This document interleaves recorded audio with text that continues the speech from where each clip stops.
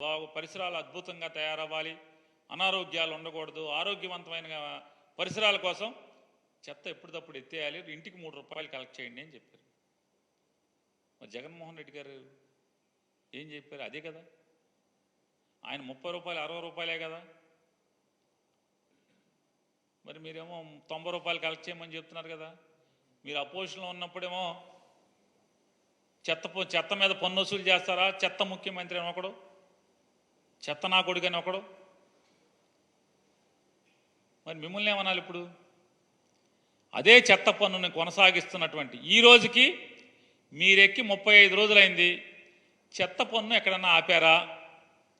ఏ ఊర్లో ఉన్నా ఆపారా? ఏ మున్సిపాలిటీలో ఉన్నా ఆపారా? చెత్త పన్ను ఆపలేదు కదా. ఆపకపోగా అద్భుతం ఇది చెత్త పన్ను అనేది. ఇది జగన్మోహన్ రెడ్డి గారు రోజుకి రూపాయి 2 రూపాయలు వసూలు చేశాడు. కాదు 3 రూపాయలు వసూలు చేయండి అని మీరే చెప్తున్నారు. జగన్మోహన్ రెడ్డి రూపాయి 2 రూపాయలు వసూలు చేశాడు రోజుకి, మనం 3 రూపాయలు వసూలు చేద్దామని చెప్తున్నారు. జగన్మోహన్ రెడ్డి గారు అధికారంలో ఉండి ఇదే పని చేసినప్పుడేమో చెత్త నా కొడుకు, చెత్త ముఖ్యమంత్రి అన్నారు. మరి మీరందరూ ఎవరు అని అడుగుతున్నాం ఇప్పుడు నేను. చెత్త పన్ను రోజుకు రూపాయి 2 రూపాయలు వసూలు చేసినందుకు జగన్మోహన్ రెడ్డి గారు చెత్త నా కొడుకు, చెత్త ముఖ్యమంత్రి అయితే మరి మీరందరూ ఎవరు?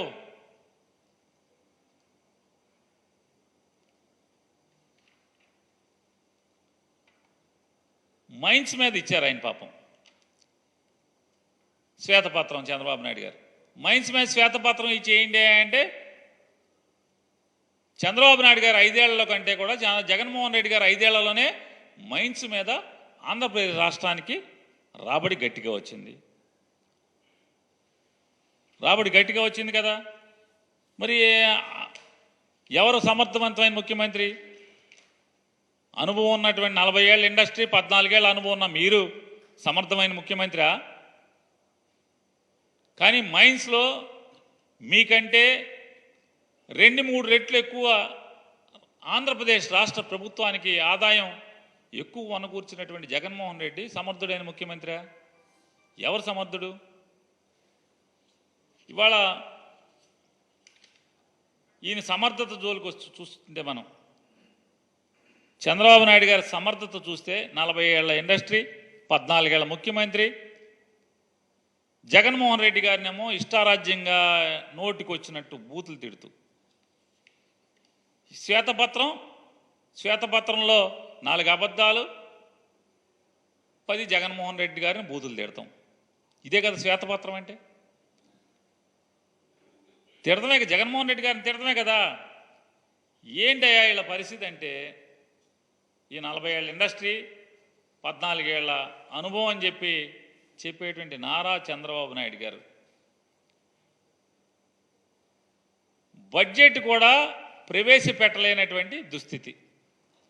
ఆంధ్రప్రదేశ్ రాష్ట్రానికి 2024-25 సంవత్సరానికి, ఆర్థిక సంవత్సరానికి బడ్జెట్ కూడా ప్రవేశపెట్టలేనటువంటి దుస్థితిలో వీళ్ళ అనుభవం ఉంది.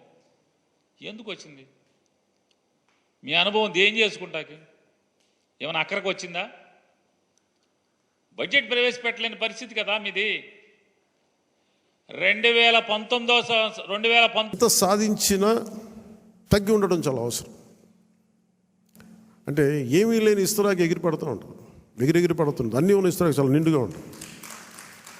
అలాగే ఎన్ని స్థానాలు అని కంటే కూడా ఎంత బలంగా చేసామనే దాని మీద అందరూ అన్నారు. ఆ రోజున తాడేపల్లిగూడెం సభ, మన బొలిశెట్టి గారు రోజుగా ఉన్నప్పుడు అందరూ కూడా తాడేపల్లిగూడెం సభ చేద్దాం, మనం 24 స్థానాలకి పోటీ చేస్తాం అని చెప్పిన తర్వాత మొట్టమొదటి సభ కూటమికి ఎప్పుడు వచ్చే ఉధృతి లేదు. ఆ రోజున అందరూ చెప్తారు, నాకేం తేడా కనిపించలేదు కానీ బట్ అందరికీ ఒకటే అనిపించింది, ఉధృతి లేదు, హుషారు లేదు, మీరు పాడు చేసిన నానా రకాలుగా మీ అందరికి అభిప్రాయాలు ఉన్నాయి. ఆ రోజున నేను దాన్ని తప్పని చెప్పట్లా. ఆ రోజు మనం ఊహించామా 24 అంటే కూడా 24 మళ్ళీ తగ్గి 21 అయిపోయింది. ఇన్ని తగ్గి కూడా మనం దేనికోసం నిలబడ్డామంటే మనకు బలంగా, నేను చెప్తున్నాను, ఆన్ యావరేజ్ జనసేన ఓటింగ్ బలం లేని చోట అన్ని ఒక యావరేజ్ తీసుకుంటే, సరాసరి తీసుకుంటే 175 నియోజకవర్గాల మీద మనకు ఖచ్చితంగా ఒక 20% ఓటింగ్ పెరిగింది. 7% నుంచి 20% ఓటింగ్ పెరిగింది. కానీ మనం తక్కువ చేయటం వల్ల మనం పదే పదే మన అందరికీ మనం ఎందుకు తక్కువ చేసి ఎందుకు కూటమి రావాలని పదే పదే చెప్పడం వల్ల మీరు సభాపతి కూడా చెప్తా ఉన్నారు, మీరు చూశారు.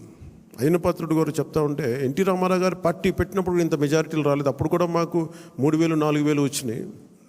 కానీ ఈ రోజున చూస్తే ఒక్కొక్కరికి 30,000 40 70 90 అసలు ఊహించని మెజారిటీ. ఒక ఎంపీకి వస్తే ఇలాంటి మెజారిటీస్, అలాంటి మెజారిటీలతోటి కొట్టారంటే ఇది జనసేన తాలూకు బలం ఎంత మీకు బలంగా ఓట్ టర్న్ అయిందో మనందరికీ తెలుస్తూ ఉంటుంది. ఇది మనం నిజంగా చాలా ఆనందపడాల్సింది, మనం గర్వించాలి. అట్ ది సేమ్ టైం చాలా బాధ్యతగా కూడా దీన్ని ముందుకు తీసుకెళ్ళాలి. అలా ఇంకో నాకు మన నాయకులందరికీ కూడా నా విన్నపం, ఎవరిని కూడా వైసీపీ నాయకుల్ని కానీ ప్రత్యర్థి పార్టీకి సంబంధించిన ఎవరు కానీ వాళ్ళు మన శత్రువులు కాదు, వాళ్ళు ఇంక్లూడింగ్ వైసీపీ కూడా మనకు శత్రువులు కాదు, మన ప్రత్యర్థులే. రాజకీయ పార్టీ వాళ్ళు మన శత్రువులుగా పరిగణించవచ్చేమో నాకు తెలియదు, అలాగే చేశారు వాళ్ళు. కానీ మనం వాళ్ళని శత్రువులుగా పరిగణించట్లేదు. ఈ మెసేజ్ మీరు దయచేసి లోతుగా మీరు అర్థం చేసుకోవాలి. వాళ్ళని పీడించడం కానీ వాళ్ళు చేసిన తప్పులు మనం చేయకూడదు. అలా అని చెప్పి మనం చేతులు కట్టుకుని ఏం లేవు. వాళ్ళు చేసిన తప్పులు ఉంటే చట్టం ప్రకారం మన పివి నరసింహారావు గారు ఉటంకించినట్టుగా మన పిఠాపురం సభలో కూడా చెప్పాను. చట్టం ఏ పనులు చేయాలో ఆ పనులు చేసుకెళ్ళిపోతూ ఉంటుంది. కానీ కక్ష సాధింపుగా కూర్చోబెట్టి వాళ్ళని వేధించడం కానీ సామాజిక మాధ్యమాల్లో నిందించడం కానీ, అలాగే ఎవరిని కూడా వ్యక్తిగత దూషణకి దూరంగా ఉండమని నేను అందరినీ కోరుకుంటా ఉన్నాను. నిజంగా యుద్ధం వస్తే మటుకు, గొడవే వస్తే మటుకు అది వెనకాడం, అది మీ అందరికీ తెలుసు. భావంలో ఉన్న తీవ్రత మనకు భాషలో చూపించక్కర్లా. చాలా మర్యాదగా మాట్లాడదాం, అన్నీ చేద్దాం. కానీ మీరు అందుకిందాక మనోహర్ గారు చెప్తున్నప్పుడు కూడా సబ్జెక్ట్ అవగాహన ఉన్నప్పుడు, దానికి లాజిక్ అండ్ రేషనాలిటీ, దానికి రెటారిక్ యాడ్ అయినప్పుడు దాని తిరుగులేని ఆయుధం. దానికోసం తీవ్ర పదజాలం కానీ పరుష పదాలు కానీ మనం వాడాల్సిన అవసరం లేదు. అలాంటి భవిష్యత్తులో అలాంటి సమస్యలే వస్తే ఎప్పుడు మనకి పోరాటానికి సిద్ధంగా ఉన్న పార్టీ అది. పదవులను కూడా పక్కన పెట్టి ముందుకెళ్తాం, అలాంటి బలంగా నిలబడగలం. ఈ ప్రజాస్వామ్యాన్ని ఇప్పుడు ఈరోజు నేను రివ్యూస్ చేస్తూ ఉంటే ప్రతి చోట ఎంత అడ్డగోలుగా డబ్బులు ఖర్చు పెట్టేశారో, దోచేశారంటే పంచాయతీరాజ్ లెక్కలు చూస్తూ ఉంటే గుండె చెరువైపోతాం.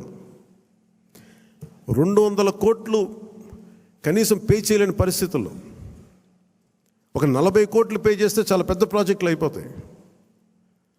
ఒకవైపు ఏమో ఋషికొండ లాంటి ప్యాలెస్కేమో 600 కోట్లు ఖర్చు పెడతారు. అది వాళ్ళ కోసం కట్టుకున్నారా గెస్ట్ హౌస్లకి, అది వాళ్ళ కథ అది. కానీ ఎప్పుడు ఏది ఖర్చు పెట్టాలి, ఎంత ఖర్చు పెట్టాలి అనే విఘ్నత లేదో వీళ్ళందరికీ అనిపించింది. మన క్యాంప్ ఆఫీస్కి తీసుకెళ్ళి మీరు బడ్జెట్ ఇచ్చి మీరు ఎంతైనా ఖర్చు పెట్టుకోండి, మీ క్యాంప్ ఆఫీస్ రెడీ చేసుకోండి అంటే నేను రూపాయి ఖర్చు పెట్టడం నాకు ఇష్టం లేదు అదనంగా ప్రభుత్వ ఖజానాకి. అది ప్రజల సొమ్ముని మనకి అకారణంగా దాన్ని ఖర్చు పెట్టేయడం కానీ దాన్ని దుర్వినియోగం చేయడం నాకు నచ్చక. అసలు ఏం వద్దు, ఉన్న ఫర్నిచర్ అలాగే ఉంచిన ఏం చేయొద్దు. దాన్ని అవసరమైతే నేను చెప్తానులేండి, నేను చెప్తాను. మోస్ట్ ఆఫ్ ద టైం వెళ్ళి నా ఫర్నిచర్ పట్టుకెళ్ళాను. ఉన్న ఫర్నిచర్ సరిపోతే పర్లేదు. రోడ్ల మీద కూర్చొని వచ్చాం మనం, వీధుల్లో